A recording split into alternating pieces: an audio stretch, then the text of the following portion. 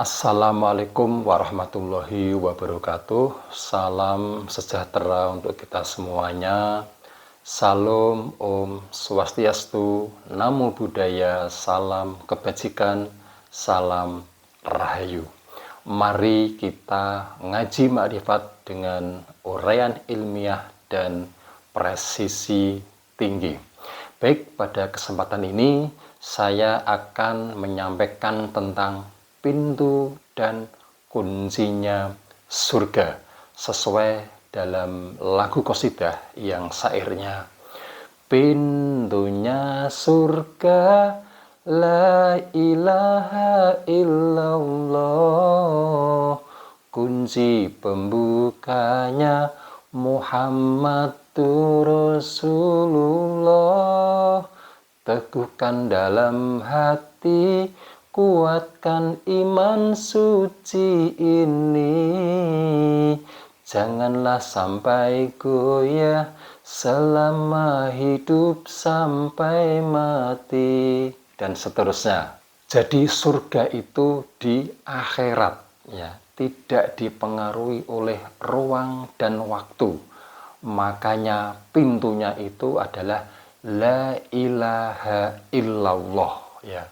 La ilaha yaitu mengosongkan diri, tidak ada muatan, tidak peduli dengan dua sifat kutub berpasang-pasangan, tidak berpengaruh dengan sukses atau gagal, sakit atau sehat, jauh atau dekat, baik atau buruk, cantik atau jelek, kaya atau miskin, tidak berpengaruh dengan itu semua. Itulah praktek la ilaha, lalu hadirlah illallah, balasannya yaitu surga. Jadi jika Anda masih kemelekatan dengan dua sifat kutub berpasang-pasangan, maka Anda akan merasakan kecemasan, kesusahan, kesakitan, kemiskinan. Itulah neraka. Jadi surga, neraka itu di akhirat, tetapi di sini-sini saja, berdampingan dengan dunia, hanya berbeda dimensi. Jadi la ilaha illallah itu tidak hanya diucapkan pakai mulut saja, sambil golang-geleng kepala dan muter-muter tasbih tanpa paham maknanya, percuma dan sia-sia. Lalu kunci pembukanya adalah Muhammadur Rasulullah. Inilah wasilah yang menjadi kunci pembukanya pintu surga.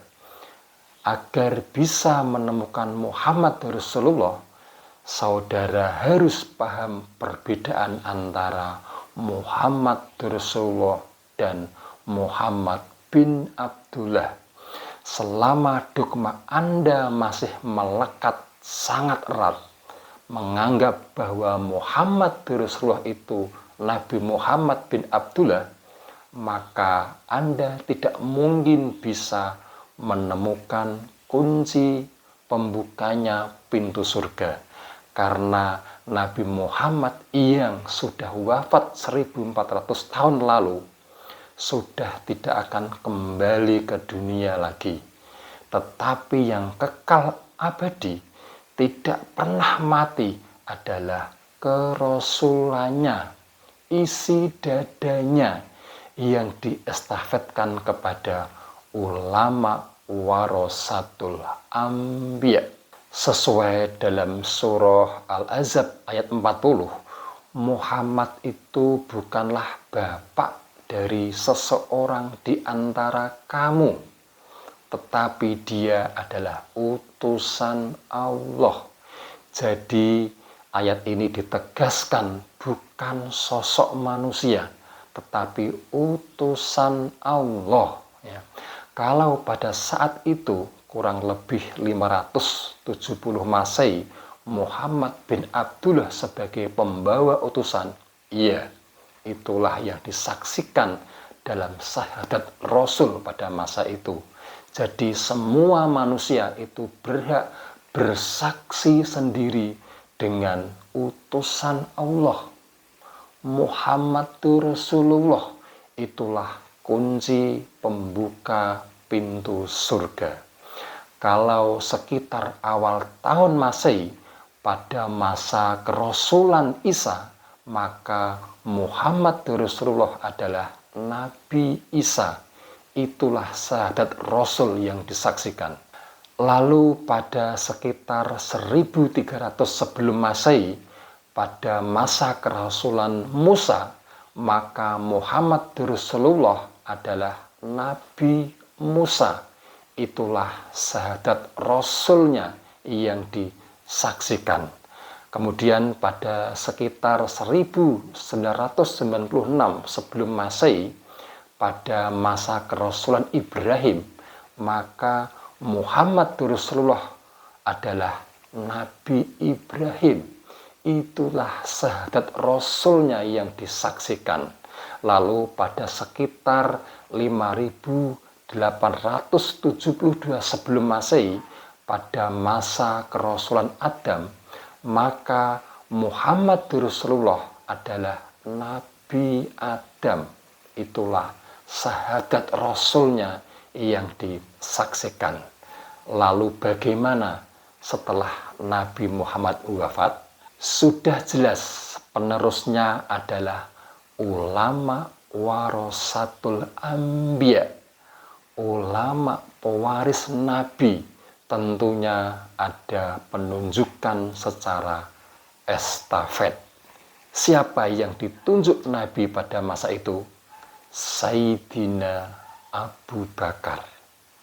Lalu siapa yang ditunjuk Abu Bakar sebagai penerusnya? Salman Al-Farisi, dan seterusnya dan seterusnya. Itulah yang Anda saksikan dalam syahadat Rasulmu, karena beliau adalah seorang utusan Allah yang sekarang disebut ulil amri minkum.